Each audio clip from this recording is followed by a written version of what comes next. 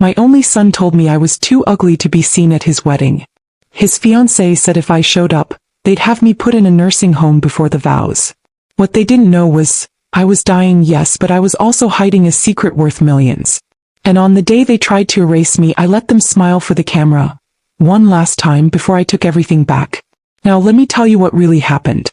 I wore my lavender blouse that day, the one with the little pearl buttons he used to play with when he was a baby. I even pinned on my earrings the same pearls he gave me for Mother's Day when he was 12. I looked at myself in the mirror before he arrived, trying to see what he would see. All I saw was a tired old woman in a scarf, trying not to look like a ghost of herself. But I smiled anyway.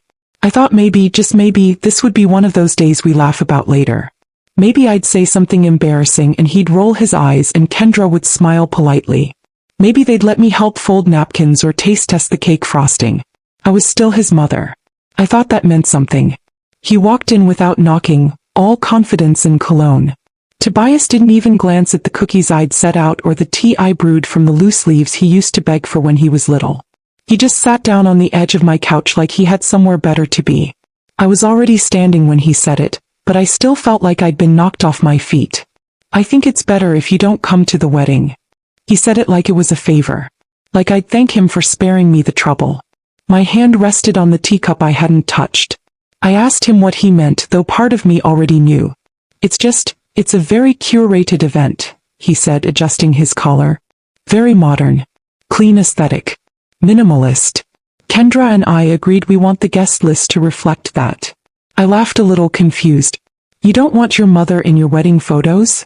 He shifted in his seat. It's not about photos, it's about presentation. You've been sick. The scarf. Chemo. The coughing. It might be uncomfortable for some of the guests. My heart felt like it cracked just slightly. So I'd be a distraction. Mom, he said, and I hated the way it sounded, like a formality. You know we love you. Just, Kendra wants a certain look. A certain experience. And he didn't get to finish. She walked in without knocking too. Kendra. Tall, thin face like a magazine ad. She didn't look at me. She looked around my living room like she smelled something off. So this is the place, she said. Cozy. Very vintage. Kendra, this is my mother, Tobias said. She nodded without making eye contact. Nice to meet you. I stood there in my own home feeling like a guest. I'd like to be there, I said gently. I can sit in the back. I don't need attention. I just want to see my son get married. She looked at me then. Finally. And when she did, her eyes were cold. We've already finalized the seating chart. And the dress code. I'm sure you understand, it's about the vibe. I looked at Tobias, waiting for him to say something to stop her. But he didn't. She's sick, Kendra went on. I mean, you're sick. It's admirable you're trying, but the whole scarf and pale skin thing, it's going to make people uncomfortable. Tobias added, we can send you the photos. We'll even FaceTime you in for the ceremony. It'll be like you're there. I don't want a FaceTime link, I said quietly. I want to be in the room. Kendra smiled, but it wasn't kind. Maybe we can talk after the honeymoon. About long-term care. Somewhere that's clean, peaceful. A good place for recovery.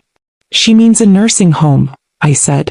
Don't make this harder than it has to be, Tobias said. I'm trying to be respectful. I looked at him, really looked at him.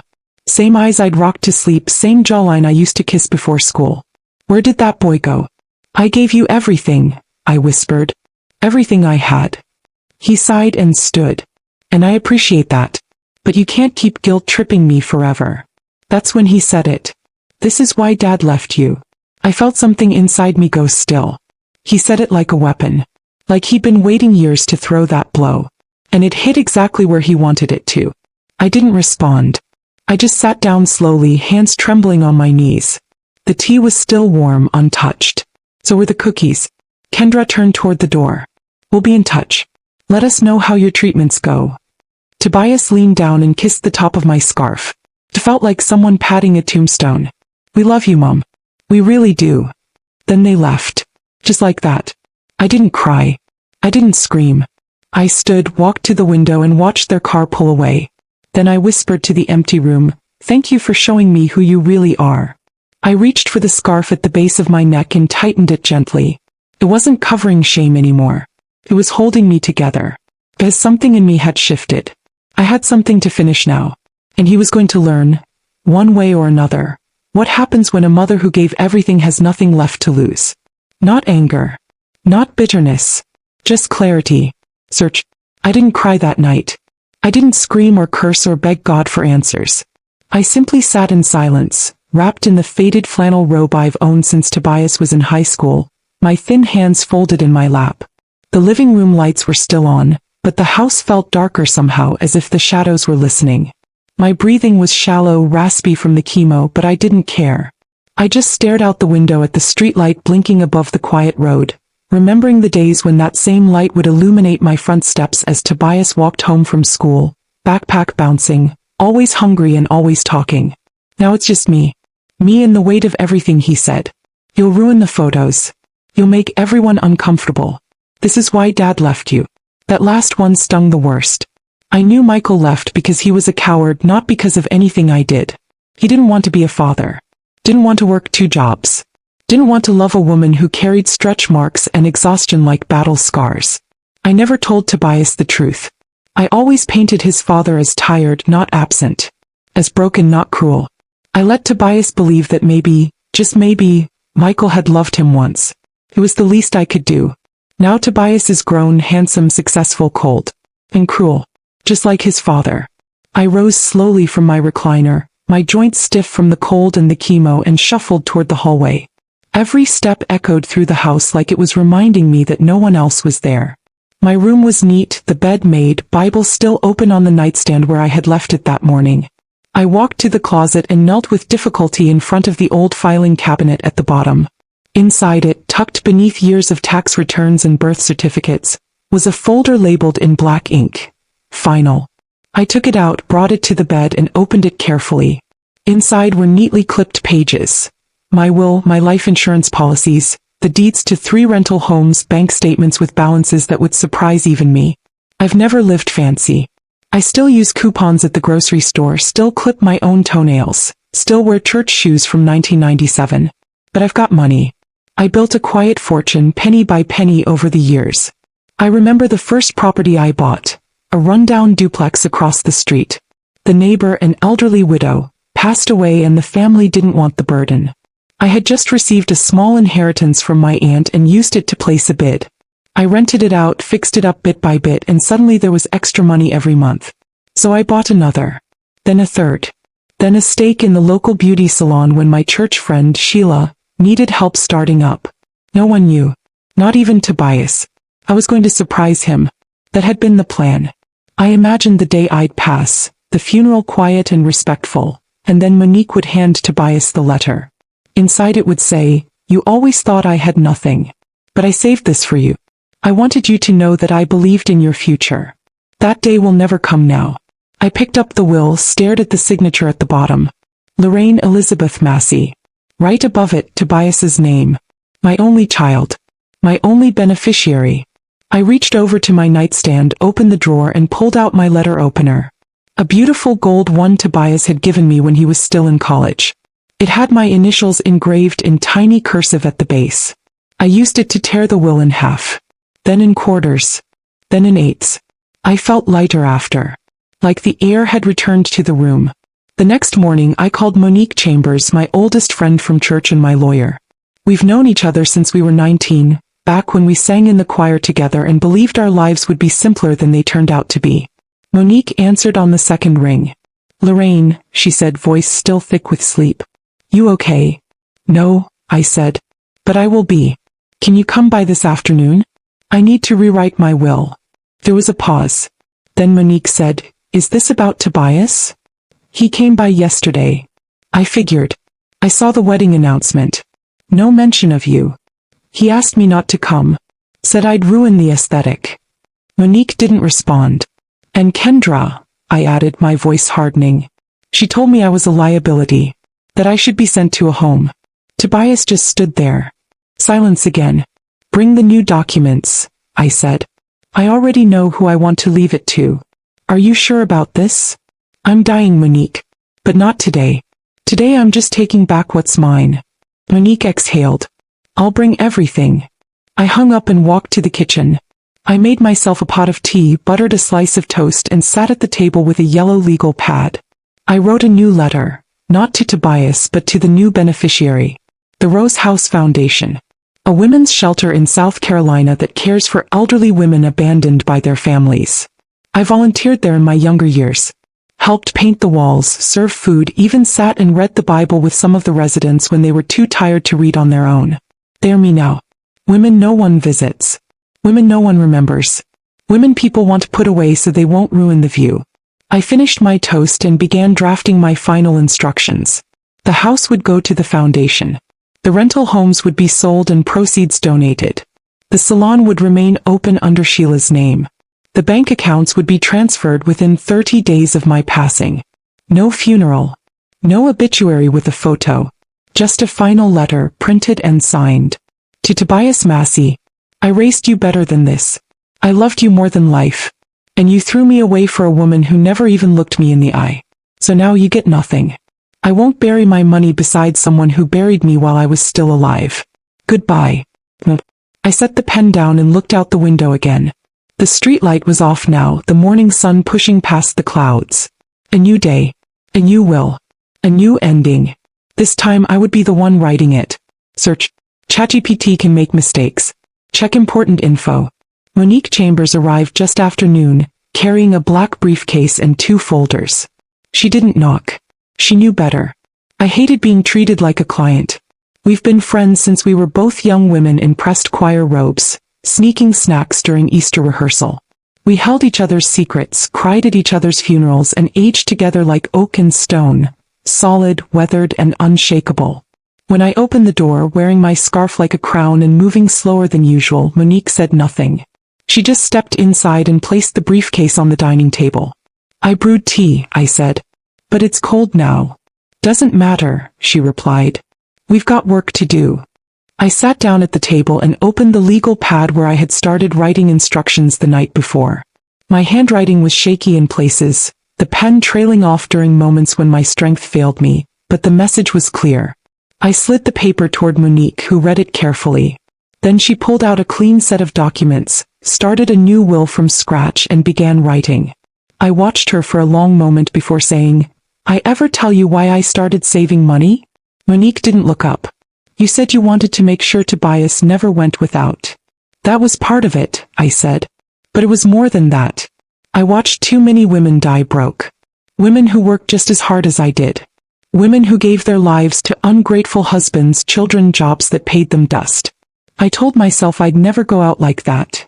You won't, Monique said, scribbling something at the bottom of a form. You're going out loud. I smiled. I was going to surprise him. Leave everything. Even the letters. I had one written for every birthday until he turned 50. All sitting in a shoebox. Monique paused for a moment. What are you going to do with them now? I'll burn them, I said. He doesn't get those anymore. He doesn't get me. We worked in silence for the next hour. I provided account numbers, property addresses, the name of my banker at Citizens Trust, and the title to the salon I co-owned with Sheila Turner.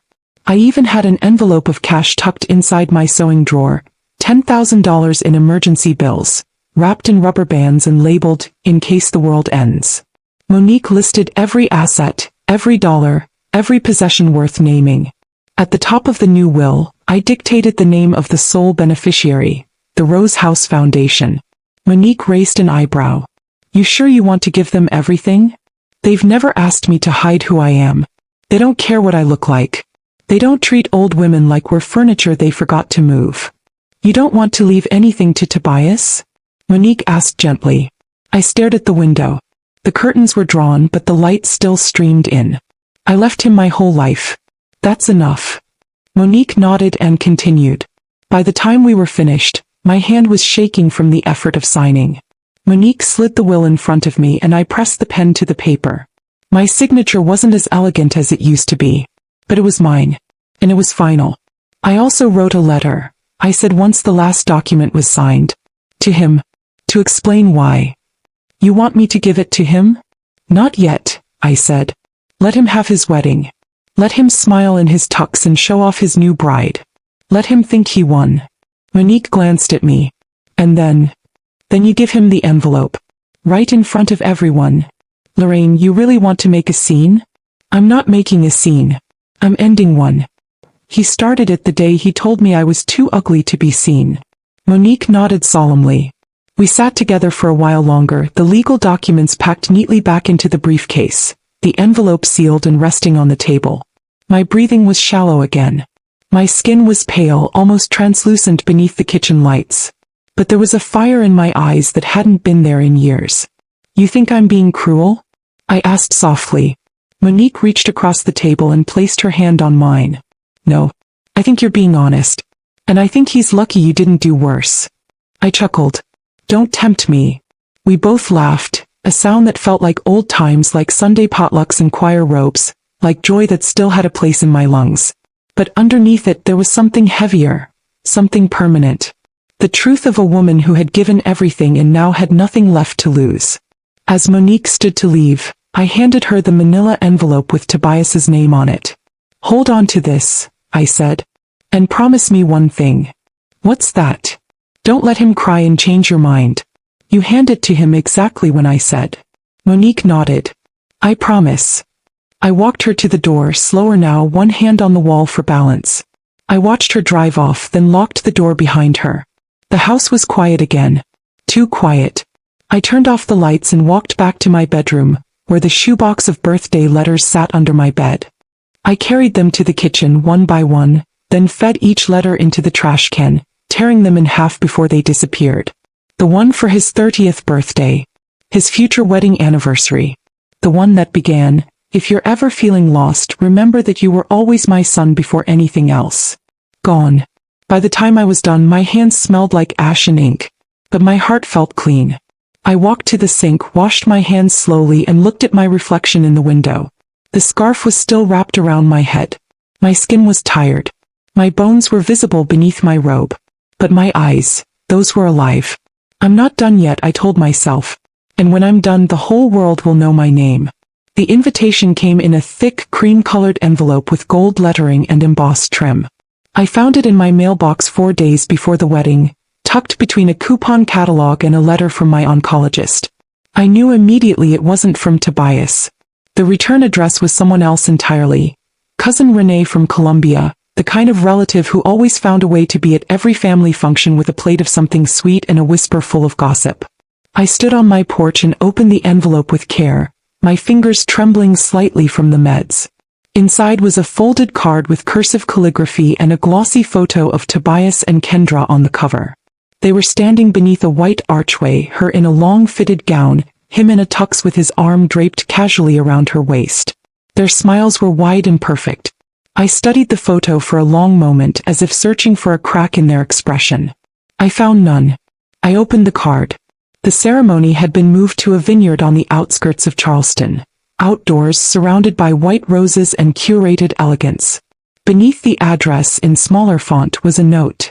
We'd love for you to join us and celebrate this special day. Quietly, of course.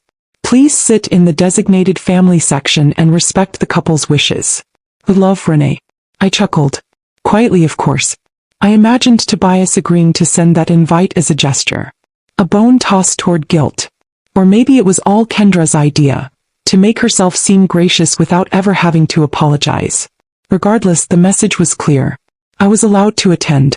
As long as I stayed invisible. I folded the card carefully and placed it on my kitchen counter. I didn't need to think long. I would go. Not for them. For myself. On the morning of the wedding, I rose before dawn. The house was quiet. The sun hadn't yet crept over the horizon. I bathed slowly, methodically, my hands lingering over my skin like I was memorizing what remained of my strength. I dressed in a soft gray suit, the one I wore to church on Easter Sundays, and wrapped my head in a deep blue scarf lined with silver stitching. I pinned on the brooch my mother had given me at graduation, a small silver dove, worn but still shining. My reflection in the mirror made me pause. My body looked smaller, more fragile than I remembered. But my eyes were still firm. Still me. And today I had work to do. Monique arrived right on time, dressed in a navy pantsuit and low heels. She brought the manila envelope in her briefcase, sealed and marked with Tobias's name. I handed her a small black purse containing a few tissues, a bottle of water and a second envelope. That one's for Kendra, I said. Give it to her after. Monique looked at me. Are you sure you're up for this? I nodded. I want to see it. Just once. I want to see how far he thinks he's come. We rode in silence, the car humming softly as the vineyard approached in the distance. The property was stunning, rows of green vines stretching into the hills, guests in pastel and champagne-colored dresses milling about beneath white tents and string lights. A small quartet played soft jazz near the front entrance. I sat in the car for a moment taking it all in. He spared no expense, Monique muttered. Not with my money, I whispered back. We stepped out together, Monique helping me keep my balance as we walked to the designated seating. A few guests glanced our way, polite nods exchanged, but no one recognized me. No one knew the woman in the scarf and soft gray suit was the reason this wedding could even exist. I sat in the third row, quiet just as requested. From my seat I could see the altar, the guests, and the small platform where the couple would take their vows. I took a sip from my water bottle and waited. The ceremony began a few minutes later. Tobias walked down the aisle looking sharp, polished, and proud. Kendra followed, stunning in a fitted gown that sparkled in the sunlight. The crowd sighed in admiration. I didn't. My eyes stayed fixed on Tobias. He didn't look my way. The officiant began the service, offering words about unity, about trust, about honoring the people who helped raise you. I watched Tobias closely. He shifted once at the mention of parents. But he didn't look back. The vows were long.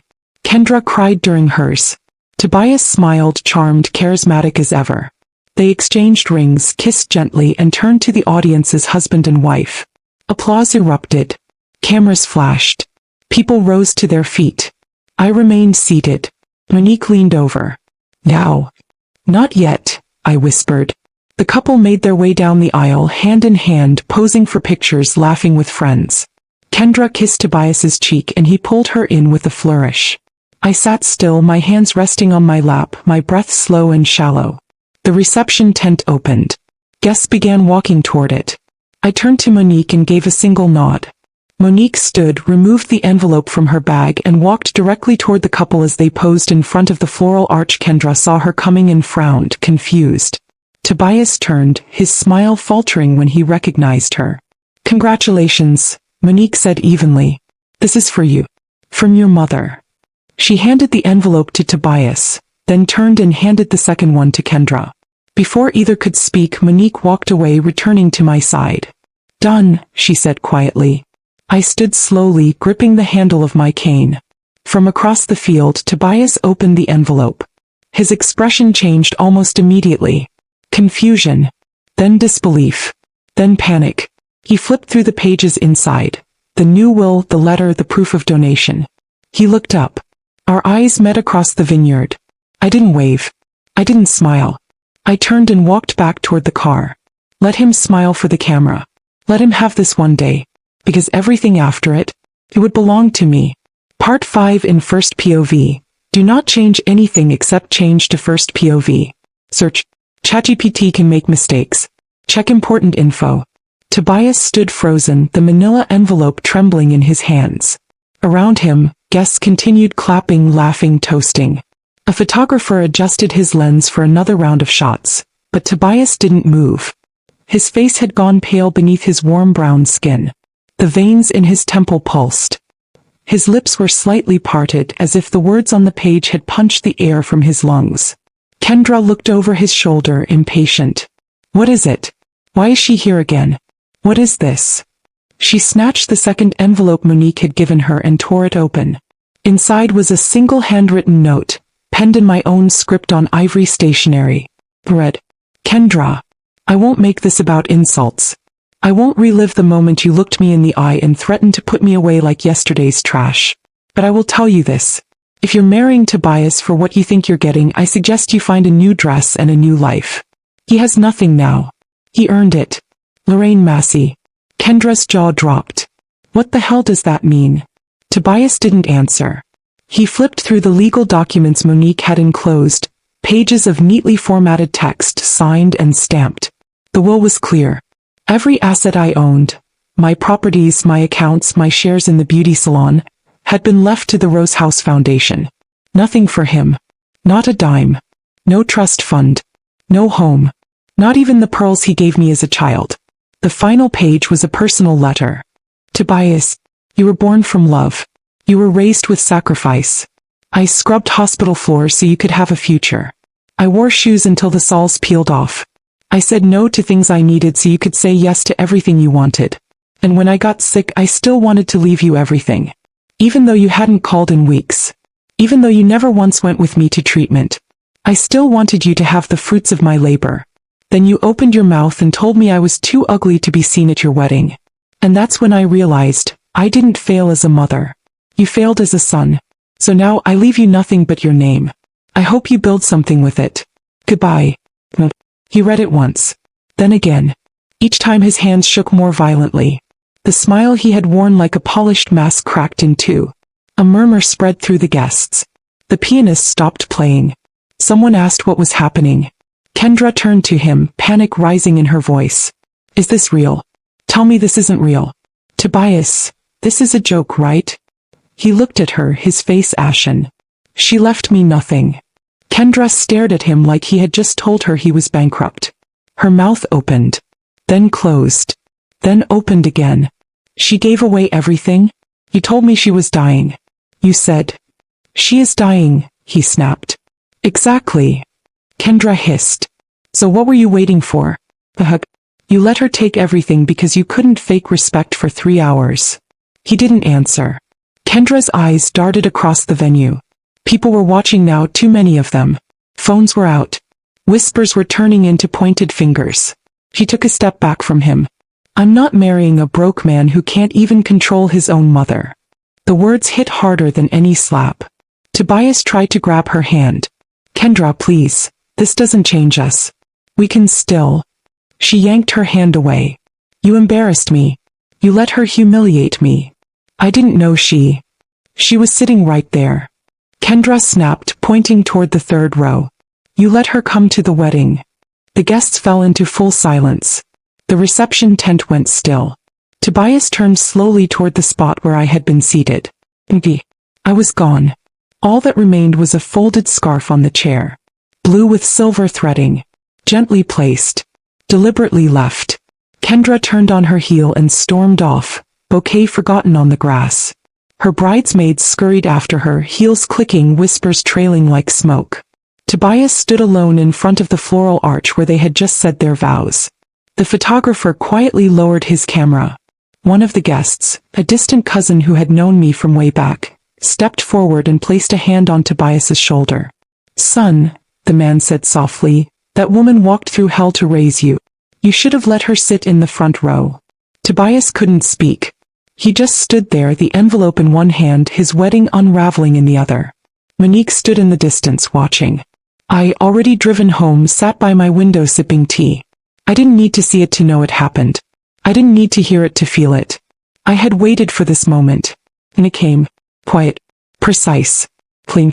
I looked out at the streetlight turning on across the road and whispered to myself, this is for every mother who was told she wasn't enough. And this time the tears that slipped down my cheek weren't from sadness. They were from peace. The funny thing about beating cancer is that nobody ever expects you to win quietly.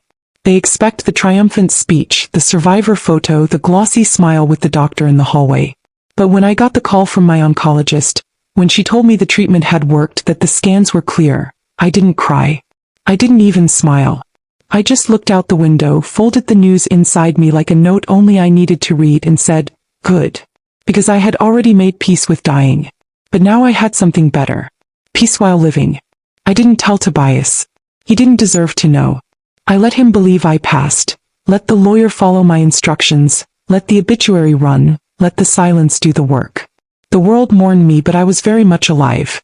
I left Charleston 2 days after the wedding. Quietly. No goodbyes. No suitcase full of regrets. Just a leather handbag, my passport, and one final letter left on Monique's kitchen counter that said, it's done. Thank you. I now live in a coastal village in southern Spain. The air smells like oranges and sea salt. My neighbors don't know my name. I tell them to call me Ellie. I rent a small home with blue shutters and an old courtyard where I grow mint and basil and sit in the afternoons with tea and a wool blanket across my knees. I still have some money. Not a fortune, most of that I gave away. But enough. Enough to buy my time, enough to keep the lights on, enough to start fresh in a place where no one sees me as a ghost or a burden. Back home I hear they still talk about me. Monique told me the Rose House Foundation renamed their main building Massey Hall. Donations poured in after my story went viral. Someone had shared the photo of me standing with the other women at the shelter, the caption saying, "She gave us everything her family threw away." I didn't ask for that attention. But I'm glad it happened. Women started writing tributes, sharing their own stories. Hashtag after hashtag bloomed like wildflowers across the internet. Hashtag Lorraine deserved better. Hashtag Granny with the last word. Hashtag let her smile once more. They thought I was gone. And I let them. Because for Tobias, losing me was the best thing that ever happened to him. It was the only thing that ever taught him anything. He tried to sue from what I hear. Tried to get Monique to unseal the will. But it was ironclad. Airtight. Not a crack of daylight anywhere. She gave him my final letter, the one I signed with a steady hand and a clean heart. I loved you. And you spit on it. I gave you everything. And you asked for more. I would have given you the world. But you said I was too ugly to be in it. So now I live in one where you don't exist. Goodbye. Mom. He never got to say sorry. He never got closure. And I'm not sorry for that. I gave him a quiet stage to be cruel on. I sat still and let him show his whole heart to the world. And when he did, the world saw it for what it was, rotten, ungrateful, empty. Me. I didn't die angry. I lived with purpose. I sip tea now while the sun paints the stones gold. I buy fresh bread in the mornings. I walk to the market on Tuesdays. The lady at the flower stall knows I like white lilies. I tell people I had a husband once. I don't tell them about the sun. Sometimes I think about that scarf I left behind. Blue with silver threading. Folded neatly on the third-row chair. I hope someone picked it up. I hope someone wondered why it was placed so gently. Let them wonder. Let them write poems about the woman who vanished. Let them teach my name in fundraising halls and foundation grants. Because the truth is, I'm not resting in peace. I'm living in it. And Tobias? He gets to live in silence. That's the only inheritance I left him.